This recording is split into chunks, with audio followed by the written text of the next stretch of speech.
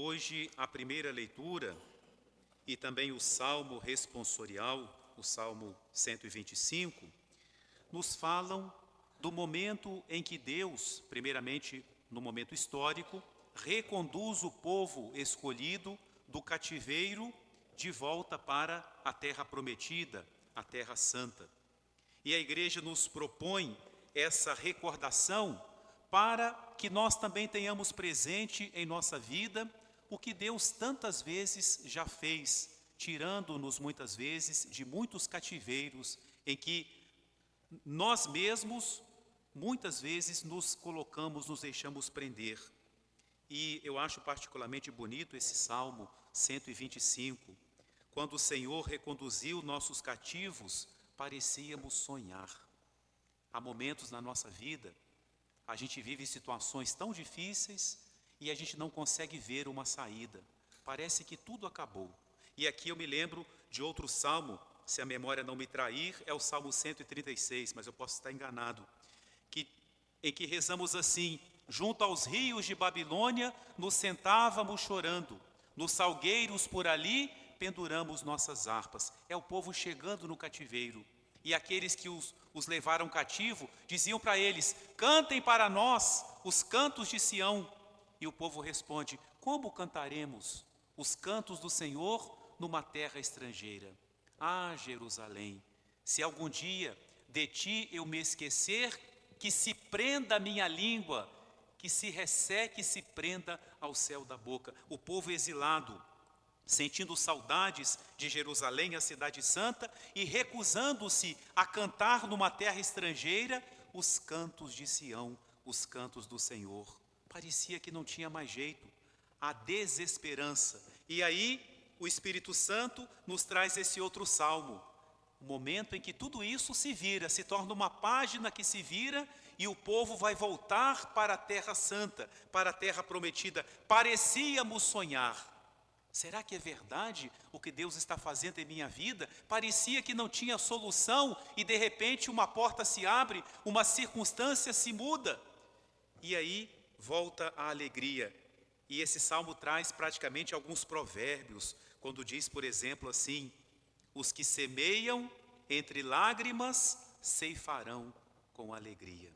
O semear, o plantar, às vezes é um trabalho árduo e não vemos ainda o fruto, não é? Eu planto ali uma semente e não sei se eu vou ver o fruto. Os que semeiam entre lágrimas, no momento do sofrimento, mas Deus garante: ceifarão, colherão com alegria. Chorando de tristeza sairão, espalhando as suas sementes.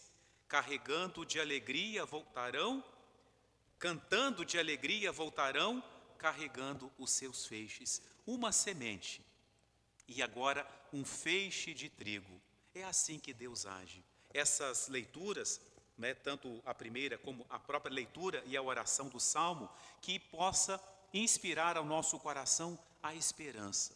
Se em nossa vida passamos momentos difíceis e nos sentimos junto aos rios da Babilônia, não desistamos, que um dia Deus vai nos dar uma alegria tão grande que vai parecer que nós estamos sonhando. Os que semeiam entre lágrimas ceifarão com alegria. O Evangelho nos traz um exemplo concreto desta lágrima, deste sofrimento que se transforma em alegria. É interessante que a gente poderia resumir assim o Evangelho de hoje: Jesus estava passando, no caminho havia um cego que pediu a ele a cura e Jesus o curou. Pronto, resumimos a história. Mas a palavra de Deus não é simplesmente relatar algo que aconteceu. É isso, mas não é só isso. A palavra de Deus quer retratar naqueles fatos da vida de Jesus também a nossa vida, de maneira que a história desse pobre ceguinho, o Bartimeu, também é a nossa história. Eu convido vocês a nós tomarmos aqui alguns momentos, claro que o padre não vai repetir o que nós já ouvimos, mas retomar alguns momentos e trazer isso para a nossa vida. É um pobre cego, cego e mendigo, diz a palavra de Deus, e que estava sentado à beira do caminho, numa atitude estática, parado, enrolado no seu manto, como vamos ver mais adiante. E nesse caminho tão estático, tão sem esperança, de repente passa ali um movimento de pessoas, e nós sabemos que quando a pessoa, não é, tem, por exemplo, a dificuldade visual, os outros sentidos se aguçam muito, e esse pobre cego percebe que é um movimento estranho, e ele pergunta o que é, e todos falam, é Jesus o Nazareno que está passando. E aí, primeira lição já para nós, ele não quis perder a oportunidade de Jesus que passa, e ele começa a gritar. Talvez por causa dessa história, Santo Agostinho tem uma frase, eu já devo ter dito aqui, desculpa a repetição, uma frase forte, mas dita por Santo Agostinho, a gente tem que ao menos respeitar. Santo Agostinho dizia assim, e ele gostava de fazer trocadilhos em latim, não é? Timeo iesum transeuntem, et non redeuntem. Eu tenho medo de Jesus que passa e não volta mais. Jesus que passa e não volta mais. Talvez uma oportunidade em nossa vida, se eu perder, aquela oportunidade pode não voltar nunca mais. O ceguinho entendeu assim, e por isso ele não quis perder aquela oportunidade. Se ele não podia chegar até Jesus, ele começa a rezar. Mais do que a rezar, ele começa a gritar. Que seja para nós uma inspiração, não perder as oportunidades que Deus nos apresenta. Na nossa vida, queridos irmãos, há muitas pessoas que nos ajudam, pessoas que nos impulsionam, que nos empurram para a frente, que nos dão a mão, que nos levam juntos. Mas na nossa vida também há pessoas e há situações que querem nos prender, querem nos puxar para trás, querem nos fazer desanimar. Foi assim com esse pobre cego, gritando para que Jesus o ouvisse. Ele ainda tem que enfrentar a dificuldade das pessoas que falam com ele, cale-se, pare de gritar, você está nos incomodando. Talvez mais do que o padre gritando no ouvido de vocês, não é? O que ele faz? Ele para de gritar? Não, ele grita mais forte, Jesus, filho de Davi, tem piedade de mim. Porque agora ele precisa fazer Jesus ouvir, e precisa calar aquelas vozes que o querem fazer desanimar. Na nossa vida também, quero trazer sempre para a nossa vida, há momentos assim, sejam pessoas, comportamentos, situações, querem nos fazer desanimar, gritam ao nosso coração, para, desista, não adianta. O que nós fazemos nesse momento? Gritamos mais alto, se não pela intensidade da voz, mas pela intensidade da fé. Há momentos em que a gente não quer rezar, há momentos em que a gente não sente vontade ou desiste de rezar. Sabem qual a melhor receita quando nós não estivermos com vontade de rezar? Rezar. Sabe qual a melhor coisa a fazer quando parece que a oração não está funcionando? Rezar. É isso que o cego nos ensina hoje, não desistir, não desanimar. E deu certo. E Jesus ainda obrigou aqueles que puxavam para trás, obrigou a eles a irem até o ceguinho, chamai-o, trazei-o aqui. Jesus não foi lá, fez com que essas pessoas fossem. E aí, interessante também, Jesus passou pelo caminho do cego, mas não foi diretamente até ele, porque ele também tinha que fazer a parte dele. E ele fez, e fez de uma forma muito bonita, quando falam para ele, não é? Coragem, ele te chama. São Marcos, que é muito preciso nos detalhes e muito vivo nos detalhes, diz para nós, o cego jogou o manto, deu um pulo e foi até Jesus. Podia dizer, o cego foi até Jesus, mas esse detalhe de jogar o manto, dar um pulo, prontidão, responder com prontidão, eu não quero perder a oportunidade que Deus me oferece. O que era o manto para o cego? Era a sua proteção contra o frio, contra o sol. Provavelmente aquele manto era a casa dele, era o que lhe dava um pouco de conforto.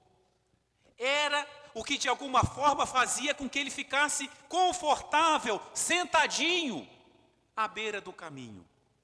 Mas Jesus quer porque ele tem a coragem. E por isso ele deixa o manto e dá um pulo e vai até Jesus.